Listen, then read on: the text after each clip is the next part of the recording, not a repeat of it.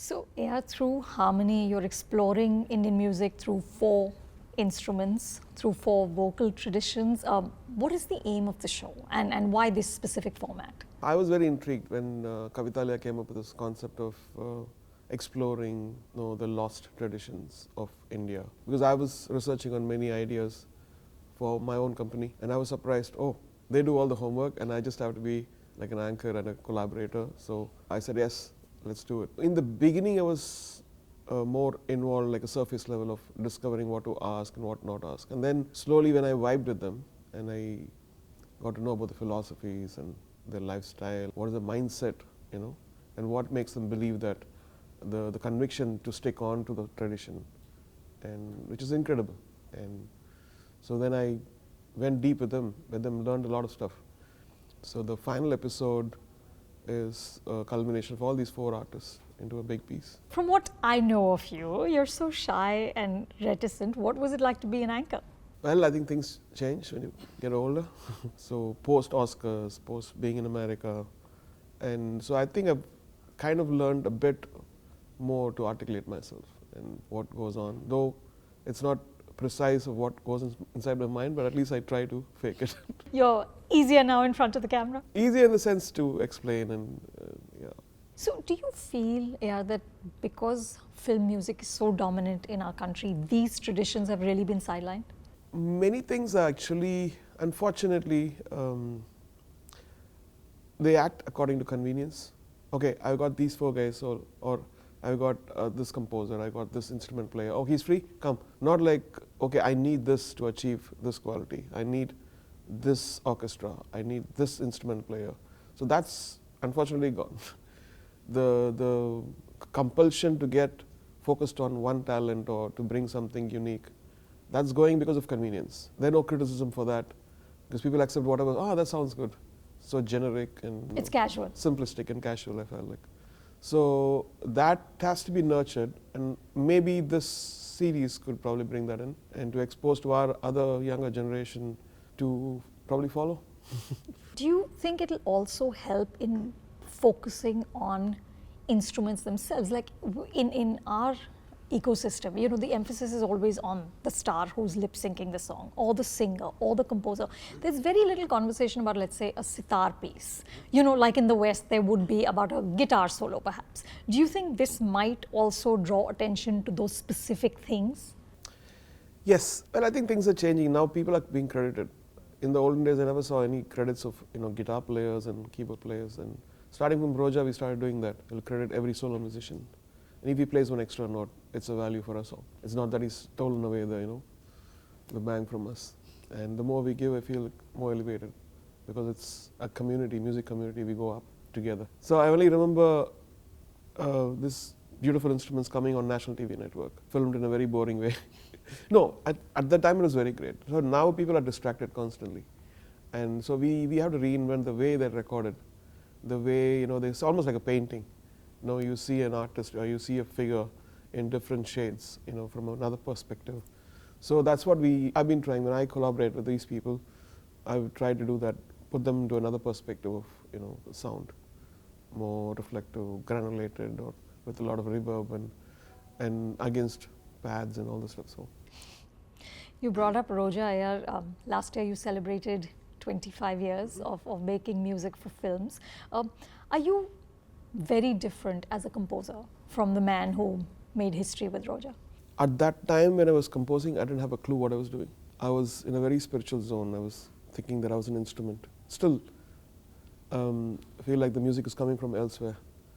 I'm just cleaning up the surface for that to come inside me. So I don't take credit for that. I took the money, of course.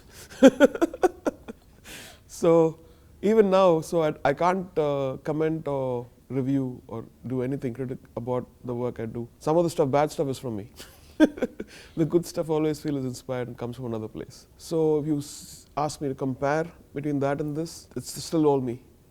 I still feel like I'm exploring, I'm surprised something when some beautiful things come in.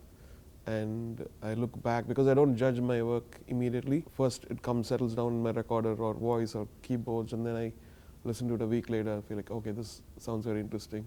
I didn't intend that, but it happened. So let me edit and give it to this director or this person.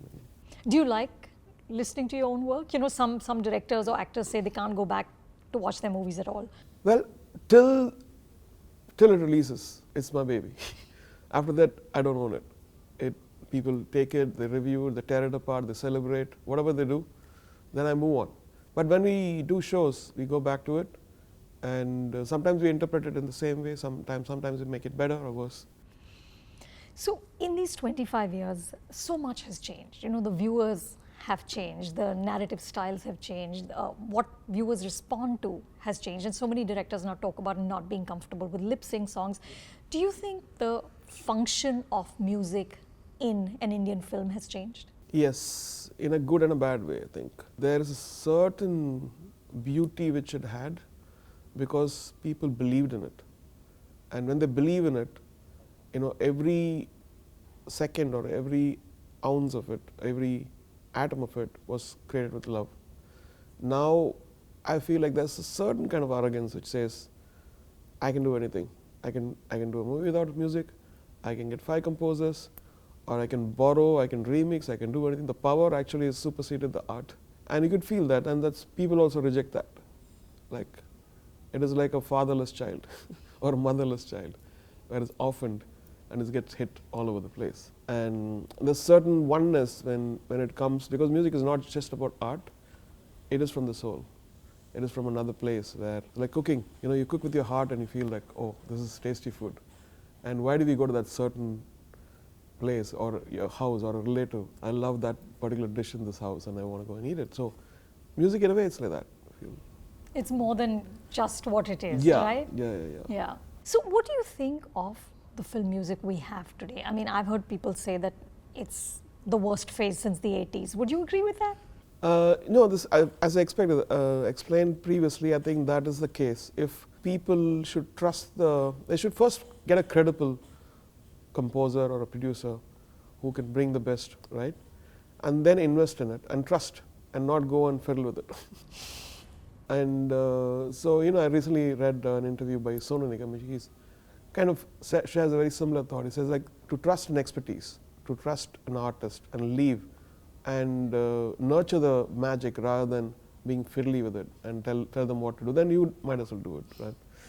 And so that's one.